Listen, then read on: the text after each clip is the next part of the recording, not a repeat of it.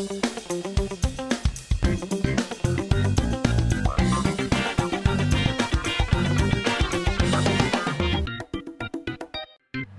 acha que sabe tudo sobre corrida? Se prepara que hoje você vai aprender um pouquinho mais. Meadowlark, fly your way down. I hold a cornucopia and a golden crown for you to wear upon your fleecy gown. I'm Meadowlark. Mais uma vez aqui no Oxigênio, eu vou conversar com o jornalista e corredor Rodolfo Lucena, que está lançando o seu novo livro Mais Corrida. Esse livro Mais Corrida, ele reúne aí matérias publicadas na Folha de São Paulo e no seu blog, é isso? Isso. Ele é resultado aí do 2 anos da coluna Mais Corrida, que foi uma coluna pioneira sobre aí corrida de rua e atletismo, que a Folha passou a publicar no final de 96, no final de 2006, no caderno Equilíbrio, que é o caderno sobre estilo de vida, saúde da Folha.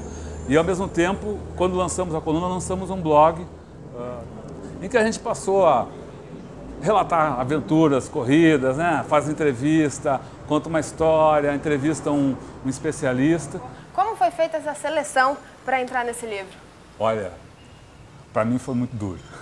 Porque a primeira coisa que a gente fez foi juntar todo o material, reunir tudo que tinha sido publicado no blog. Deu um calhamaço lá de, acho que umas 1.200 páginas. Que isso? Só de corridas que eu participei, acho que tinha umas, não lembro lá, mas umas 8 ou 10 que eu falava, pô, essa tem que entrar, essa não pode sair. Então eu procurei pegar figuras que tivessem um significado mais permanente. Muitos dos entrevistados, eles foram entrevistados porque tinham feito uma determinada, vencido uma prova, ou conquistado um título, enfim, um feito qualquer. Qualquer não, nenhum feito. Mas eu procurei, a gente procurou selecionar entrevistas que tivessem um caráter mais permanente. Foi duro selecionar, mas essas que ficaram no livro, acho que elas têm uma mensagem muito legal de enfrentar desafio, de superação, de exemplo de vida aí,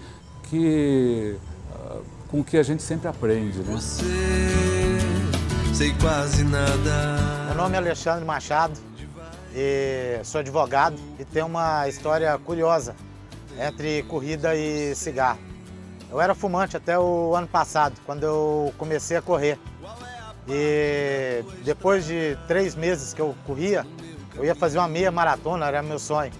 Eu fui procurado para gravar, fazer uma gravação.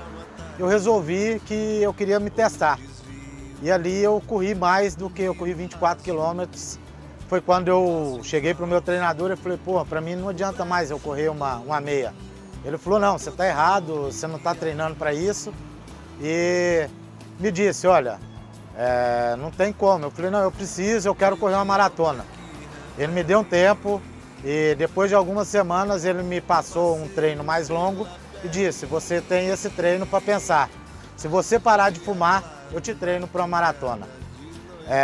Em outubro eu corri a maratona de Buenos Aires, fiz 3 horas e 56, foi um tempo que eu achei para mim bom.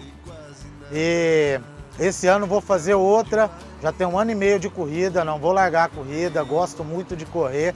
Parei de fumar há 1 ano, é por isso que eu corro.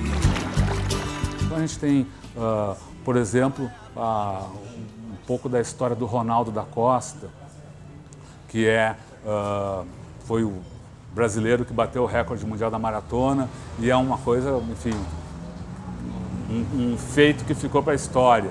Também ficou para a história as aventuras e a vida e a experiência da Eleonora Mendonça, que foi a primeira mulher brasileira a participar de uma maratona olímpica, participou da primeira maratona olímpica feminina em 1984 em Los Angeles, aquela em que todo mundo lembra daquela mulher que chegou quase desmaiando. Foi nessa prova que teve presente a Leonora Mendonça, que não chegou desmaiando, né?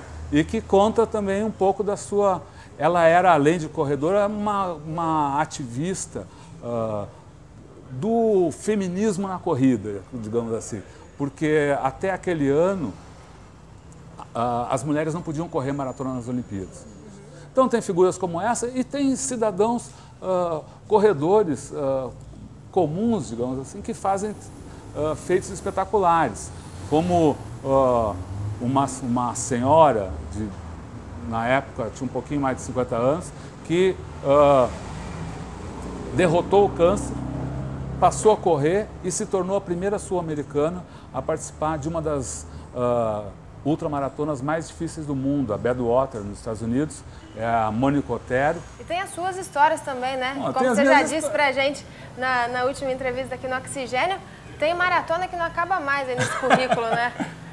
Agora eu já estou com 30 entre maratonas e ultras aí pelos diversos pontos do mundo. Eu conto algumas dessas histórias, sim, no livro. A gente, também com esse espírito aí mais abrangente, a gente está falando de provas de vários tipos também, não só maratonas, mas provas mais curtas e que muito saborosas, coisas, tem provas do país, provas no exterior, desde, por exemplo, uma maratona em Guayaquil, que é uma cidade fantástica, cidade histórica, palco de lutas históricas aí, do povo latino-americano no Equador, até uma corrida de 10 quilômetros aqui na Moca, em São Paulo, a prova do Juventus, que muito divertida, vão as famílias lá, a família ali da Moca corre, a gente vê ali pai, mãe, filho correndo juntos, se divertindo. Só reconheci suas cores belas quando eu te vi. Eu venho de um histórico de peregrina e a minha vida inteira eu sempre andei, desde criança. A minha primeira ultra eu corri em 2006. Eu fui convidada pelo Mário Lacerda para fazer parte da prova teste da Brasil 135. Foi uma sensação, eu acho que de dever cumprido. Foram assim 6 meses de muito treino, muita determinação, muita garra. Eu esqueci festas, eu esqueci a família, eu esqueci o trabalho. Eu me dediquei exclusivamente aos treinos. Eu treinava dentro da sauna. Eu fazia step dentro da sauna e eu treinava na piscina também para diminuir o impacto. Eu treinava na academia e eu treinava na rua e foi assim. Procurava treinar na rua quando o sol estivesse bastante quente. A hora que todo mundo deixa de treinar era a hora que eu saía para correr. Para uma ultramaratona, cada atleta tem um foco. Se ele quer ganhar, se ele quer completar a prova. No meu caso, eu quero sempre concluir a prova. Então, eu não treino tanto a velocidade, eu treino a resistência. Durante a BED, eu tomei isotônicos e comi azeitona. Essa foi a base da minha alimentação. Durante os meus treinos, eu achei que para eu correr, o ideal seria eu correr o tempo inteiro com o corpo molhado. Então, tinha sempre alguém da equipe que jogava água o tempo inteiro. 54 horas de prova, 54 horas molhadas. Que vão passar, água marinha põe estrelas no mar, praias, baías, braços, cabos, mares, golfos e península. O livro acaba inspirando pessoas a praticar qualquer tipo de atividade física, né, Rodolfo? Você acha que desde a época que você começou a escrever sobre esporte, as pessoas vêm se conscientizando mais sobre a importância do não sedentarismo? Acho que sim. Nos últimos anos, a quantidade de pesquisas e de trabalhos médicos que foram, né, chegaram aos jornais, às revistas, às televisões também, acho que é muito importante aí o trabalho de vocês, o trabalho das televisões abertas em geral, apontando a importância da atividade física, não a corrida, a maratona, mas a atividade física até mais corriqueira, sei lá, uma caminhada 4 vezes por semana, já dá um rendimento para a pessoa, melhora a situação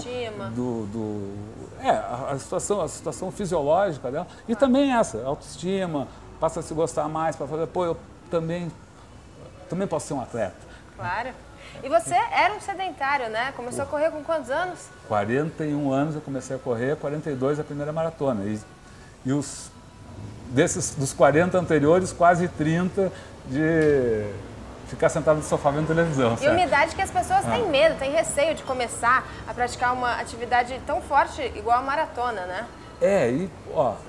É possível. Eu estava nessa minha, não só a minha experiência, que eu comecei, como a maioria das pessoas começa, aí corre um pouquinho aqui, depois vai aumentando a distância. Eu até acho que foi muito rápido para a maratona, mas daí nessas minhas andanças pelo Brasil, pelo mundo, eu vou vendo, tenho visto pessoas das mais diversas idades começando a vida na corrida com 50, 60, 67... numa corrida nos Estados Unidos, uma mulher me passou, uma senhora me passou, lá pelo quilômetro 39, coisa. A gente ficou conversando um pouquinho, ela estava com o número 67, era a idade dela, 67 anos, e era aquela primeira maratona que estava fazendo. Se a gente for pensar na valorização da mulher, existe uma valorização estética. Então, as mulheres gostam de correr para perder peso e manter um corpo saudável. Isso não exclui o prazer de fazer uma atividade que gere saúde, que traga para elas maior autoestima, maior confiança. Isso também acontece para o homem, né? Quando você percebe que vai perdendo peso, vai conseguindo correr mais rápido, isso vai gerando mais vontade de realizar essa prática.